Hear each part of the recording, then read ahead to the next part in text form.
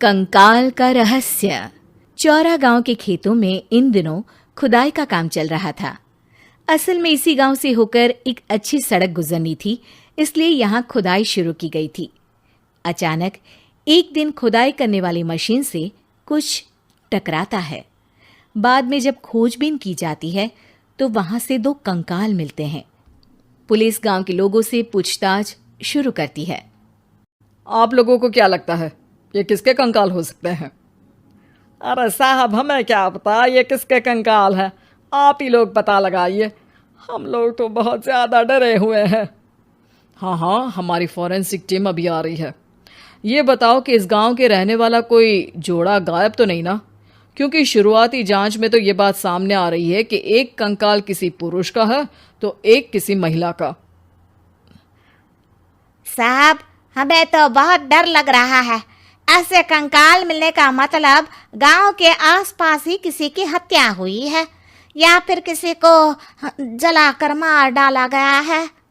हाँ साहब, हम अपने परिवार को लेकर बहुत ही ज़्यादा परेशान हैं।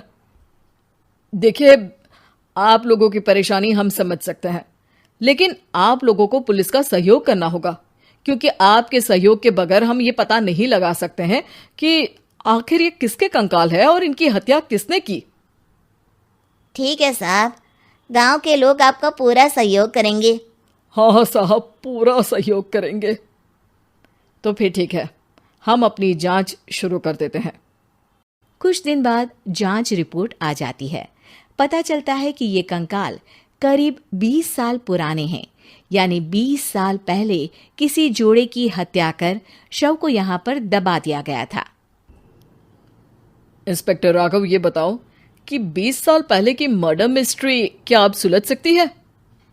हाँ सर, क्यों नहीं। लेकिन अब सबूत और गवाह काफी मिट गए होंगे। मुश्किल तो होगी, लेकिन शायद किसी परिवार को इंसाफ मिल सके। इंस्पेक्टर राघव, आप बिल्कुल सही कह रहे हैं।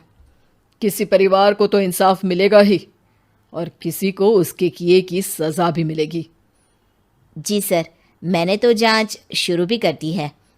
20 साल पहले इस गांव के 2 जोड़े अचानक कहीं गायब हो गए थे।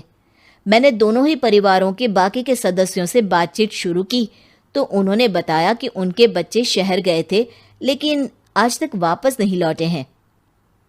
लेकिन ये दोनों शव किस परिवार के सदस्यों के हैं, ये कैसे पता चल सकेगा? सर, मैंने डीएनए टेस्ट करवा लिया है। आज शाम तक इसकी रिपोर्ट भी आ जाएगी। अच्छा, ठीक है। उसी शाम को सर, डीएनए रिपोर्ट के मुताबिक ये दोनों ही लाशें चौरा गांव के रहने वाले प्रधान सुल्तान सिंह के बेटे और बहू की है। लेकिन इनकी हत्याएं किसने की है, ये कैसे पता लगेगा? इसी का तो पता लगाने की कोशिश में जुटा हूं सर। आज सुल्तान सिंह से मिलने भी जा रहा हूं। मेरा बेटा और बहू तो मेरे लिए सिर्फ यादों में ही रह गए थे। हमें उनकी लाशें तक नहीं मिल सकी थी। आज 20 साल बाद उनके कंकाल मिले हैं। मैं अब किसके लिए जीऊं?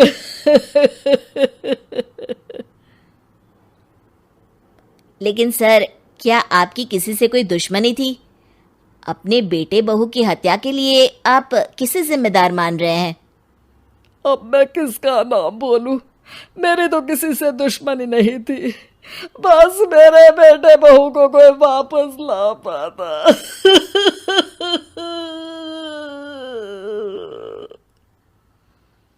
इसके बाद सुल्तान सिंह फूट फूट कर रोना शुरू कर देते हैं। सर, अब आप इनका अंतिम संस्कार करवा सकते हैं। कम से कम इनका शरीर ना सही, इनका कंकाल तो आपको मिला है। लेकिन हाँ, अगर आपको कुछ भी याद आए तो ज़रूर बताइएगा। मेरी तो बेटा अब उम्र हो गई है, लेकिन मेरे बेटे और बहू के हत्यारों का ज़रूर पता लगाइएगा, क्योंकि जब तक हत्यारे पकड़े नहीं जाएंगे मेरा मन नहीं मानेगा। सर, हमारी पूरी कोशिश रहेगी हत्यारे को पकड़ने की। लेकिन एक बात बताइए, उस वक्त आपको किस पर शक गया था? उस वक्त मेरे एक ड्राइवर को पकड़ा गया था, लेकिन सबूतों के अभाव में उसे छोड़ दिया गया था। अच्छा, और ड्राइवर पर कैसे शक हुआ था? क्योंकि उस दिन ड्राइवर छुट्टी पर था। उस समय लेकिन लाश क्यों नहीं मिल सकी थी? उस वक्त पुलिस ने बहुत कोशिश की थी, लेकिन दोनों की डेड बॉडी नहीं मिल सकी थी। ठीक है, हमारी तफ्तीश चल रही है, मैं फिर आऊँगा। इसके बाद इंस्पेक्टर वहां से चला जाता है और सुल्तान सिंह अपने बेटे और बहू की याद में खो जाते हैं। कुछ दिन बाद सुल्तान सर, एक बात बताइए, जब आपके बेटे बहू की हत्या हुई थी, उसी के आसपास आपके ही गांव का रहने वाला एक और जोड़ा उसी वक्त गायब हो गया था ना? हाँ सर, अलका और अभिषेक, वो भी मेरे बच्चों जैसे ही थे। तो फिर वो कहाँ है? उनका भी आज तक पता नहीं चल सका, लेकिन बताते हैं कि कुछ साल पहले अभिषेक को गांव के ही किसी आदमी ने मुंबई में देखा था, लेकिन फिर वो गायब हो गया। यानी अभिषेक और अलका की हत्या नहीं हुई थी, बल्कि उन्होंने किसी वजह से खुद ही गांव छोड़ दिया था। हाँ, हो सकता है, क्योंकि अभिषेक मेरे बेटे संतोष का अच्छा दोस्त था और उसका मेरे घर भी आना जाना लगा रहता था। हो सकता है कि उसने मेरे बेटे और बहू के बारे में सुन लिया हो और ये गांव छोड़ दिया हो सकता है। उनके परिवार का कोई अब नहीं रहता क्या इस गांव में? अब तो कोई नहीं रहता। एक चाचा थे, लेकिन उन्होंने भी अपना पुश्तैनी मकान बेच दिया है। वो भी अब कहीं शहर में ही बस गए हैं। ओह, अभिषेक और अलका के बारे में भी पता लगाना होगा। हो सकता है कि वही इस हत्या के बारे में कुछ बता सके। हो तो सकता है, लेकिन वो बेचारे तो खुद ही वक्त के मारे थे, वो क्या बताएंगे। फिर भी सर, जब केस दोबारा खुला है तो जांच तो करनी ही पड़ेगी, और इस बार तो लाशें भी बरामद हुई है। कुछ दिन तक लगातार तफ्तीश चलती रही। एक दिन थाने से सुल्तान सिंह को फोन आता है। हाँ, कौन बोल रहा है? सर, मैं कांस्टेबल तुलाराम बोल रहा हूँ थाने से। आपको थाने आना पड़ेगा। थाने? लेकिन क्यों? सर, किसी की पहचान करवानी है। अच्छा ठीक है, मैं दोपहर तक पहुंचता हूँ। सुल्तान सिंह दोपहर में थाने पहुंचता है। कई पुलिस के अधिकारी वहां मौजूद रहते हैं। सर, आपके बेटे की हत्या का रहस्य आज शायद सुलझ जाए। अच्छा इंस्पेक्टर राघव, पर वो कैसे? सर, उस आदमी को देखिए, क्या वही अभिषेक है? सुल्तान सिंह की आंखों में हैरानी से आंसू आ जाते हैं। हाँ सर, यही अभिषेक है। ये आपको कहाँ से मिला? सिर्फ अभिषेक ही नहीं, बल्कि इसकी पत्नी अलका भी इसके साथ है। मैडम, जरा अभिषेक की पत्नी को लाइए। जैसे ही अलका को पेश किया जाता है, सुल्तान सिंह जमीन पर गिर जाते हैं। सुल्तान सर, क्या हुआ आपको? आप अलका को देखकर गिर क्यों गए?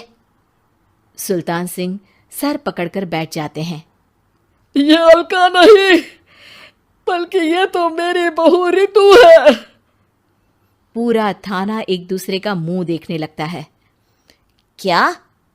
इसके बाद हर किसी को दो कंकाल और हत्या का रहस्य समझ में आ गया। अभिषेक और रितु ने मिलकर संतोष और अलका की हत्या की थी और लाश को जमीन के नीचे दबा दिया था। आज 20 साल बाद इस हत्या का रहस्य खुल सका था कि अवैध प्रेम संबंध में दो मासूमों की जान गई थी।